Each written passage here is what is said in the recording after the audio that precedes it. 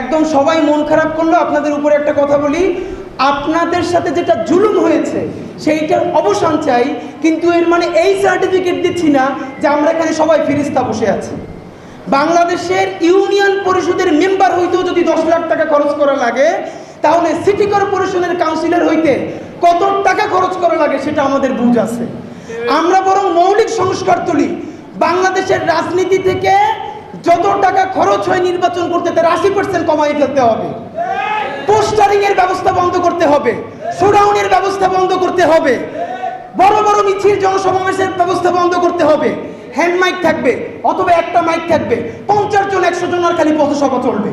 এই সবাই যদি পথসভা করতে বাধ্য হয়, কারো যদি বড় বড় মিছিল না করে লাগে, তাহলে টাকা খরচ করবে কোথায় আমারে বলেন?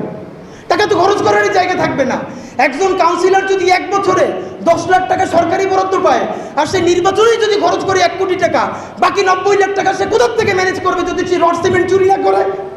সুতরাং এই দেশের জনগণ, আমি চোর, আমার বাপে চোর, আমার ভাই বোন চোর, কারণ আমি 1000 টাকায় ভোট পেয়েছি।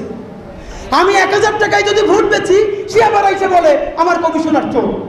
যে ইলেকশনের আগের রাত্রে কোরআন শরীফের উপর থেকে 2000 টাকা নিয়ে বলে ভোট দেয়। অবস্থাটা বুঝেন আপনারা ভাই, কেউ স্বীকার করবেন না, কিন্তু আমি যে সাক্ষী, সবাই আগের রাতে টাকা দেয়।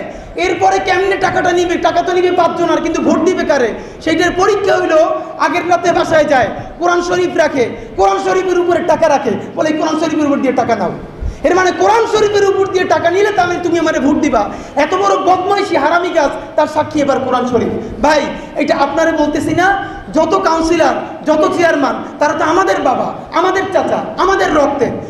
ব্যক্তিগতভাবে, জাতিগতভাবে আমাদের একটু ভালো হইতে হবে। আপনাদের প্রতি শুধু একটা অনুরোধ, আপনারা 2টা দাবি স্পেসিফিকলি করেন। একটা দাবি হলো, এই সরকার কিছু যদি না পারে, আপনারা যেহেতু নিজের যোগ্যতায় খুনিদের বিরুদ্ধে দাঁড়িয়ে নির্বাচিত হয়েছেন, আবারও যদি এখন সঠিক নির্বাচন হয়, আপনারা জিতে আসবেন না? অবশ্যই জিতে আসবেন। তাহলে একটা স্পেসিফিক দাবি হওয়া দরকার, অতি দ্রুত স্থানীয় সরকার নির্বাচন হয়ে যাক, আপনারা সেইখানে লড়াই করে উঠে আসবেন। আর যদি সেইটা না পারে, তাহলে একটা কমিশন করে দেওয়া হোক, অথবা একটা সর্বশেষ আমার কথাটা বলি, দেখেন 9 মাস হয়েছে বিচার শুরু হয় নাই। আপনাদেরকে যেই কাউন্সিলররা, যেই মেয়ররা আপনাদেরকে ইলেকশনরা তো মারছে বা মারতে চাইছে, তাদের প্রমাণ আছে না? যদি আজকে তাদের বিচার হয়ে যাইত, তাহলে অটোমেটিকলি তো আপনাদেরকে আবার কাউন্সিলর পুনর্বহাল করে দেওয়া চাইতো।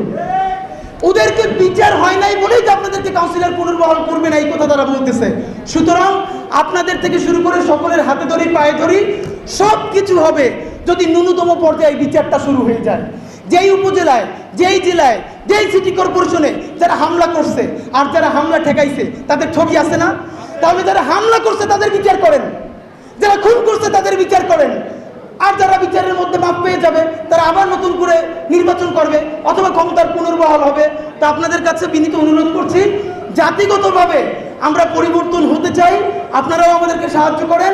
বিচার চাই, এবং সেই বিচারের দাবি যেন আপনাদের কণ্ঠ থেকেও শুনতে চাই, এবং আপনাদের ন্যায্য দাবির সাথে যারা ফ্যাসিবাদ বিরোধী আন্দোলনে ছিলেন, তাদেরকে যেন অতি দ্রুত পুনর্বহাল করে জনগণের সেবা করার সুযোগ দেওয়া হয়।